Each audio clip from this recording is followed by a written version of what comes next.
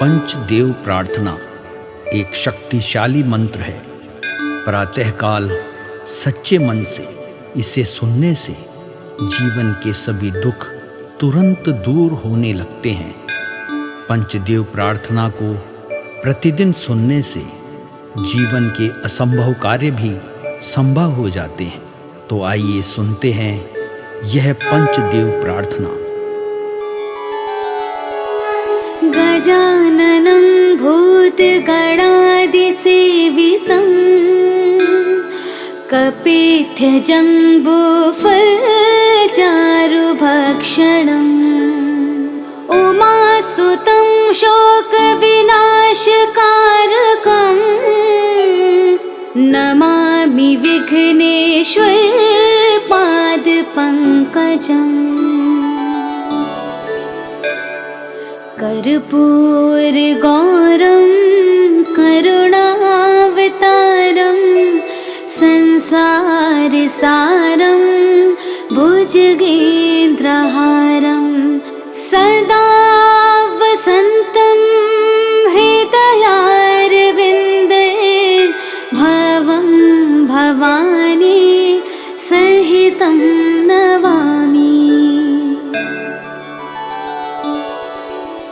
शान्ताकारं भुजगशयनं पद्मनाभं सुरेशं विश्वाधारं गगनसदृशं मेघवर्णं शुभांगं लक्ष्मीकान्तं कमलनयनं योगिभिर्ध्यानगम्यं वन्दे विष्णु भवभयहरं सर्वलोकैकनाथम्।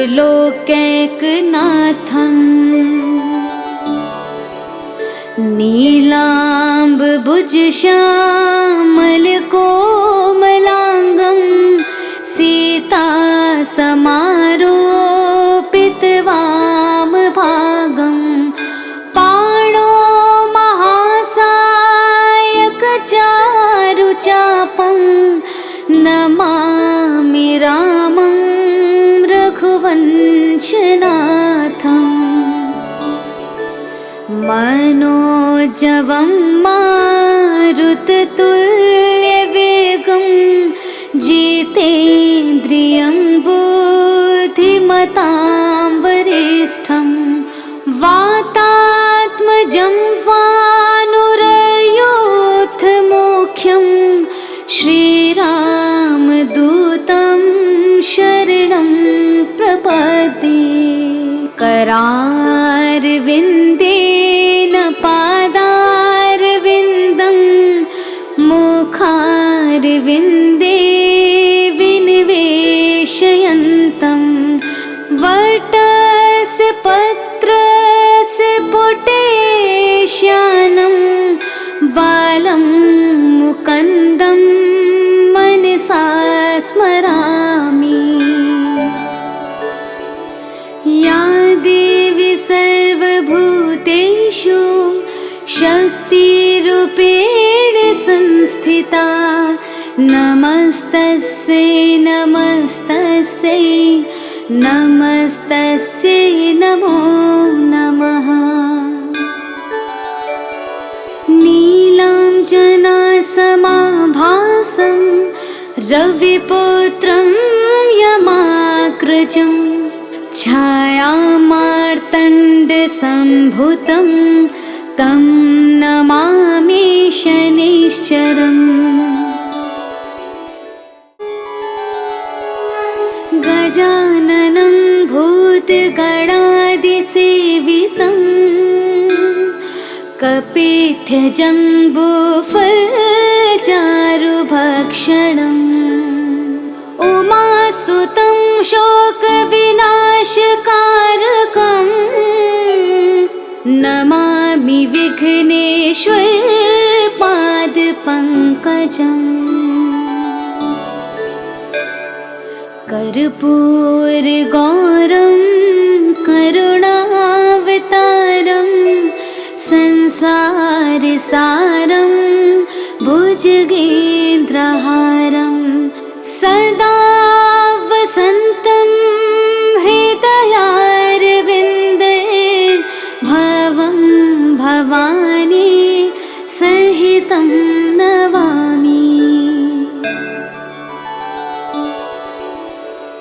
शान्ताकारं भुजगशयनं पद्मनाभं सुरेशं विश्वाधारं गगनसदृशं मेघवर्णं शुभांगं लक्ष्मीकान्तं कमलनयनं योगिभिर्ध्यानगम्यं वन्दे विष्णु भवभयहरं सर्वलोकैकनाथं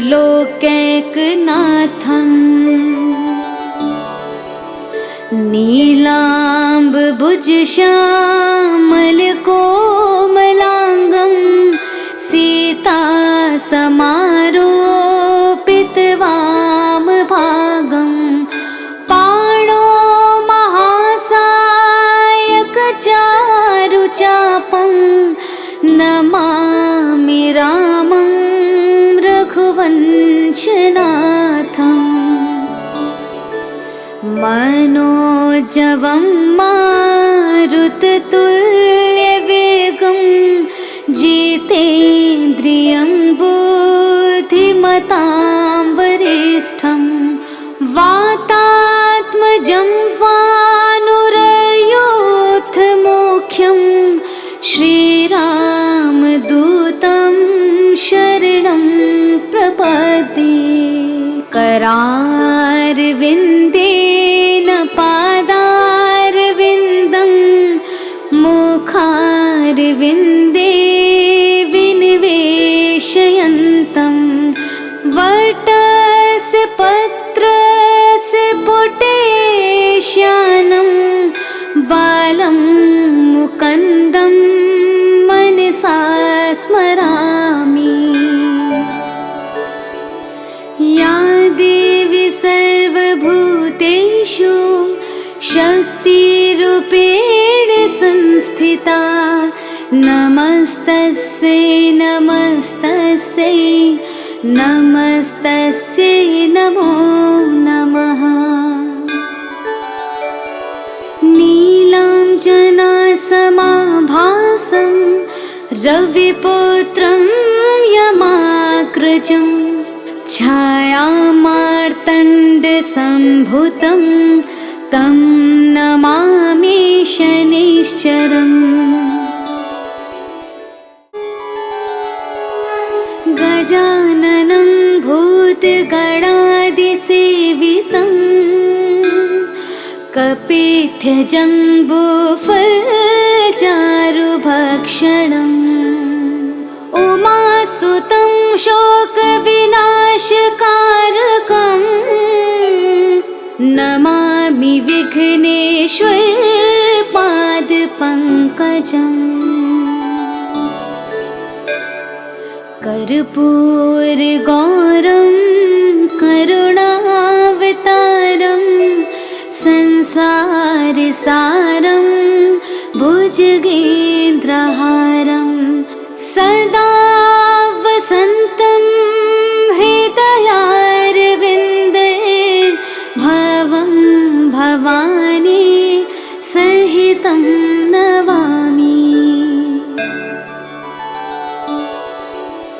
शान्ताकारं भुजगशयनं पद्मनाभं सुरेशं विश्वाधारं गगनसदृशं मेघवर्णं शुभांगं लक्ष्मीकान्तं कमलनयनं योगिभिर्ध्यानगम्यं वन्दे विष्णु भवभयहरं सर्वलोकैकनाथं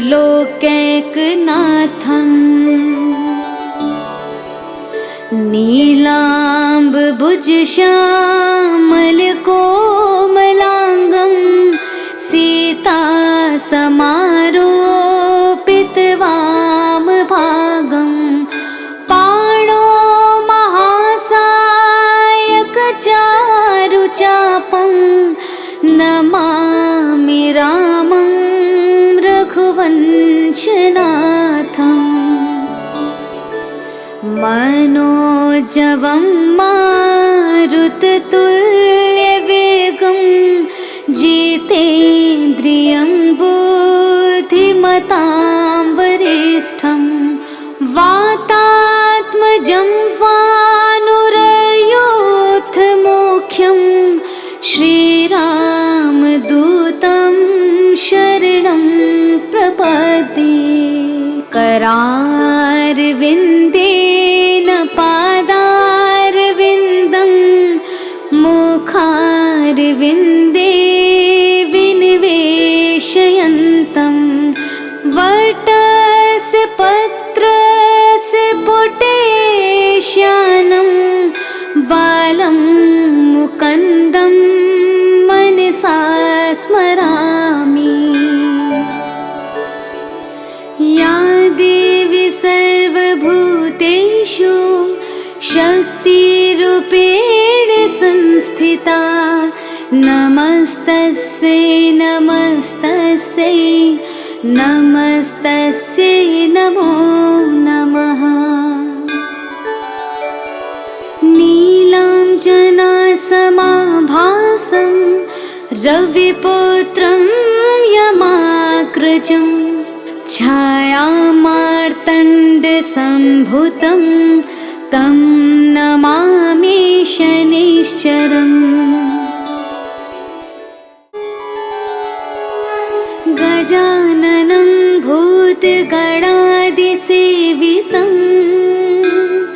कपित्थजम्बूफलचारुभक्षणम् उमासुतं शोकविनाशकारकं नमामि विघ्नेश्वरपादपङ्कजम्। कर्पूरगौरं करुणावतारं संसारसारं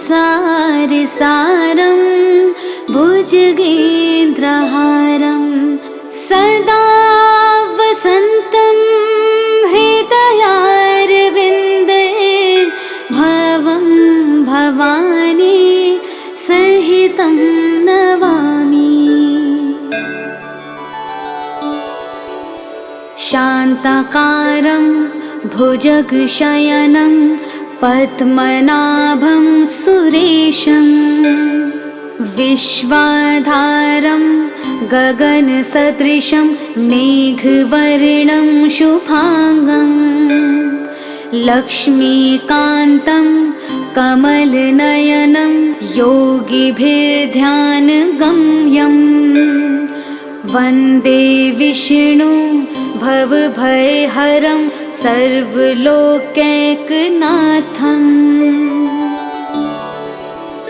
नीलाम्बुजश्यामलकोमलाङ्गं सीतासमारोपितवामभागं पाणो महासायकचारुचापं नमामि रामं रघुवंशनाथम्। मनोजवं मारुततुल्यवेगं जितेन्द्रियं बुद्धिमतां वरिष्ठं वातात्मजं वानुरयोधमुख्यं श्रीरामदूतं शरणं प्रपद्ये। करारविन्देन पादारविन्दं मुखारविन्दे विनिवेशयन्तं वटस्य पत्रस्य पुटेश्यानं बालं मुकुन्दं मनसा स्मरामि।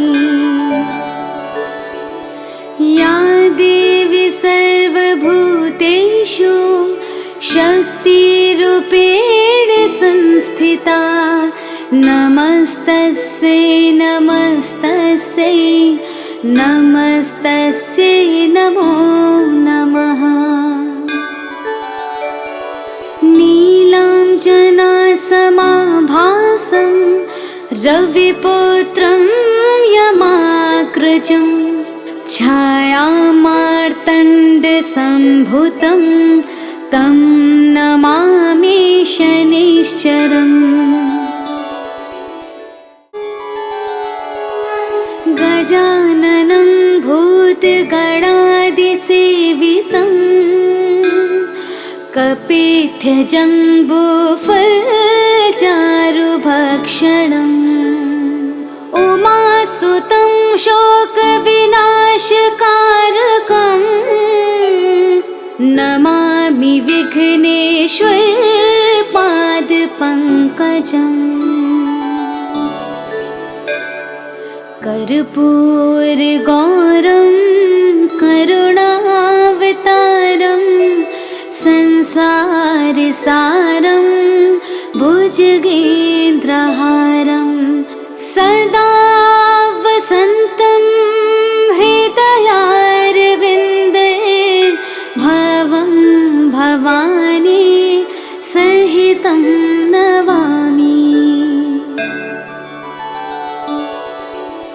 शान्ताकारं भुजगशयनं पद्मनाभं सुरेशं विश्वाधारं गगनसदृशं मेघवर्णं शुभांगं लक्ष्मीकान्तं कमलनयनं योगिभिर्ध्यानगम्यं वन्दे विष्णु भवभयहरं सर्वलोकैकनाथम्।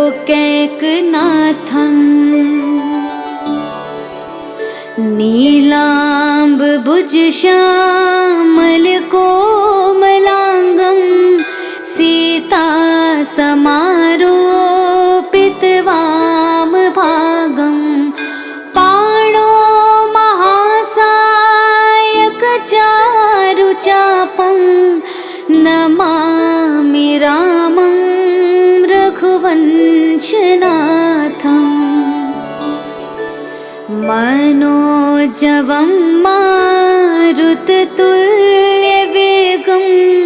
जितेन्द्रियं बुद्धिमतां वरिष्ठं वातात्मजं वानुरयोधमुख्यं श्रीरामदूतं शरणं प्रपद्ये।